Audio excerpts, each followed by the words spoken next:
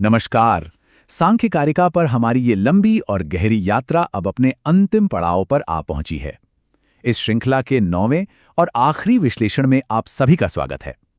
आज हम उन अंतिम 8 कारिकाओं पर विचार करेंगे जो न सिर्फ सांख्य दर्शन के परम लक्ष्य को सामने रखती हैं, बल्कि हमें इसकी पूरी परंपरा से भी जोड़ती हैं। आज हमारा पूरा ध्यान इन समापन श्लोकों पर होगा। इनमें मुक्ति का अंतिम सत्य और इस अद्भुत ज्ञान का पूरा इतिहास छिपा हुआ है। ये श्लोक सिर्फ एक दर्शन का अंत नहीं करते, बल्कि हमें उस गुरु शिष्य परंपरा की महान विरासत से भी जोड़ते हैं जिसने इस ज्ञान को हम तक पहुंचाया है। तो चलिए इस यात्रा के अंतिम चरण को पूरा करते हैं। इन अंतिम श्लोकों के 2 मुख्य हिस्से हैं। पहले हिस्से में हम मुक्ति या कैवल्य की उस अवस्था को समझेंगे जहां सारा द्वंद्व, सारा भ्रम समाप्त हो जाता है। और फिर दूसरे हिस्से में हम इस ज्ञान की परंपरा को देखेंगे कि आखिर ये प्राचीन ज्ञान हम तक पहुंचा कैसे। तो सबसे पहले बात करते हैं सांख्य के परम लक्ष्य की, मुक्ति की अवस्था। अब तक हमने ये समझ लिया है कि विवेक ज्ञान कैसे उत्पन्न होता है, पर सवाल ये है कि उसके बाद क्या? जब सच्चा ज्ञान हो जाता है तो अस्तित्व का अनुभव कैसा होता है? कारिका 65 इसका बहुत सुंदर वर्णन करती है। ध्यान से सुनिए। तेन निवृत्त प्रसवाम अर्थवशात सप्तरूप विनिवृत्ताम प्रकृतिम पश्यति पुरुषः प्रेक्षकवत अवस्थितः स्वस्थ। इस श्लोक का सार यह है कि तत्वज्ञान होने पर पुरुष अब कर्ता नहीं रहता। वो एक तटस्थ दर्शक, एक प्रेक्षक बन जाता है, बस देखता है बिना किसी भागीदारी के। और प्रकृति, वो उस एक पुरुष के लिए अपना खेल, अपनी रचनात्मकता बंद कर देती है, क्योंकि उसका उद्देश्य यानी भोग और मोक्ष अब पूरा हो चुका है। देखिए, यहां यह समझना बहुत जरूरी है कि प्रकृति नष्ट नहीं होती, बस उस एक मुक्त आत्मा के लिए उसका प्रदर्शन समाप्त हो जाता है। अगली कारिका संख्या 66 इसी बात को एक बहुत ही खूबसूरत नाट्य रूपक से समझाती है। सुनिए। रंगस्थ इत्युपेक्षको एको दृष्टः मृत्युपरमत्तेका सती संयोगे पितयोः प्रयोजनम नास्ति सर्गस्य। ये रूपक अद्भुत है। सोचिए, एक मंच है, पुरुष जो एक है वो अब एक उदासीन दर्शक की तरह है। उसे अब नाटक में कोई दिलचस्पी नहीं रही। और प्रकृति जो नर्तकी है वो ये सोचकर अपना नृत्य रोक देती है कि मुझे देख लिया गया है, दर्शक ने असलियत जान ली है। तो भले ही उनका संयोग अभी भी हो, उस एक पुरुष के लिए अब सृष्टि का कोई और प्रयोजन, कोई और मतलब नहीं रह जाता। लेकिन यहां एक बहुत स्वाभाविक सवाल उठता है। अगर ज्ञान मिल गया, मुक्ति हो गई, तो फिर यह शरीर क्यों रहता है? ज्ञानी पुरुष भी तो शरीर में ही रहते हैं।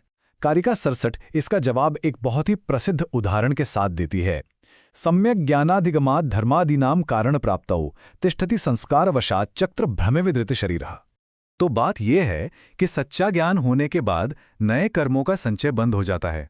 वो भविष्य के जन्मों का कारण नहीं बनते, लेकिन शरीर फिर भी बना रहता है। क्यों? क्योंकि पिछले कर्मों के संस्कार, मतलब उनकी जो गति है, वो अभी बची हुई है। ठीक वैसे ही जैसे कुम्हार का चाक, जिसे घुमाना बंद करने के बाद भी वो अपनी पुरानी गति के कारण कुछ देर तक घूमता रहता है। यही है जीवन मुक्त की अवस्था, यानी शरीर में रहते हुए भी पूरी तरह मुक्त हो जाना। तो फिर वो अंतिम, वो परम मुक्ति कब और कैसे मिलती है? कारिका 68 उस चुनौत अवस्था का वर्णन करती है। प्राप्ते शरीर भेदे चरितार्थत्वात् प्रधान विनिवृत्तौ एकांतिकमात्यंतिकम उभयन कैवल्यम आपनोति।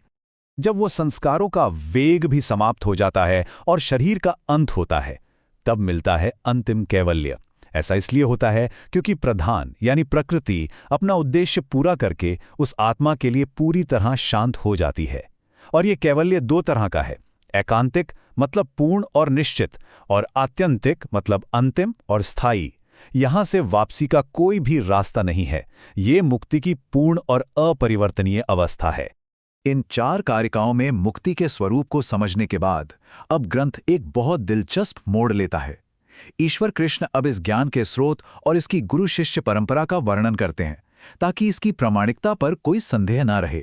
कारिका 69 इस ज्ञान की महिमा का वर्णन करती है। सुनिए। पुरुषार्थ ज्ञानमेदं गुह्यं परमर्षिणा समाख्यातम स्थिति उत्पत्ति प्रलयाश्च चिंत्यन्ते यत्र भूतानाम।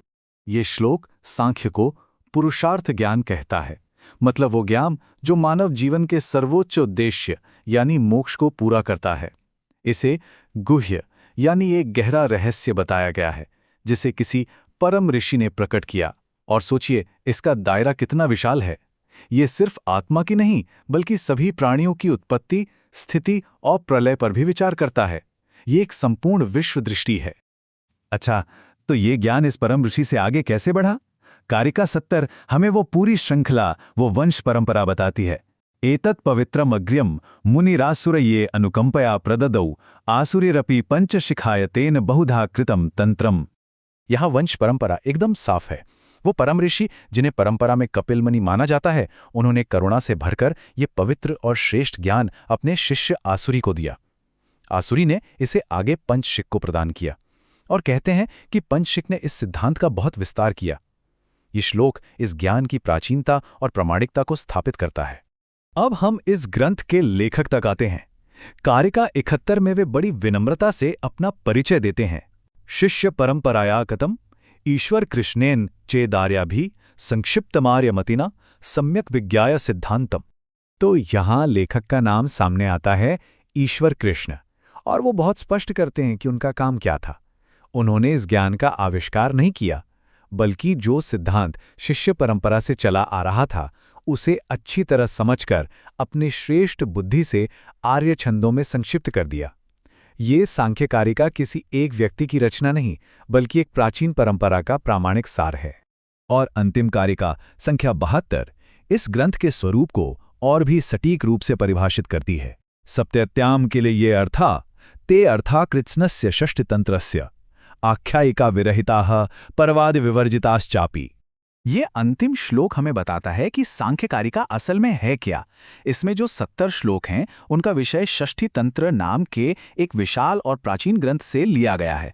लेकिन एक बहुत बड़ा फर्क है, इस कारिका में समझाने वाली कहानियां या आख्यायिका नहीं है और ना ही इसमें दूसरे दर्शनों का खंडन या परवाद है।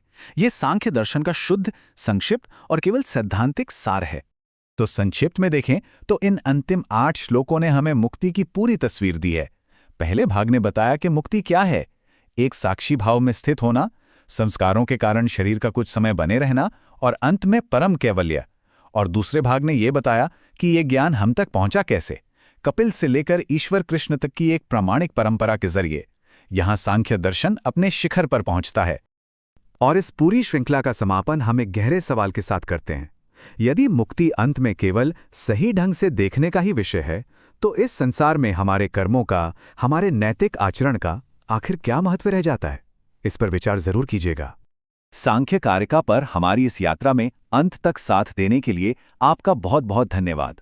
अगर ये विश्लेषण आपको ज्ञानवर्धक लगा हो तो कृपया इस चैनल को लाइक करें, शेयर करें और सब्सक्राइब करें और अपने विचार हमें कमेंट्स में जरूर बताएं। हम जल्द ही एक नई दार्शनिक श्रृंखला के साथ लौटेंगे। तब तक अपनी ज्ञान की खोज को जारी रखें।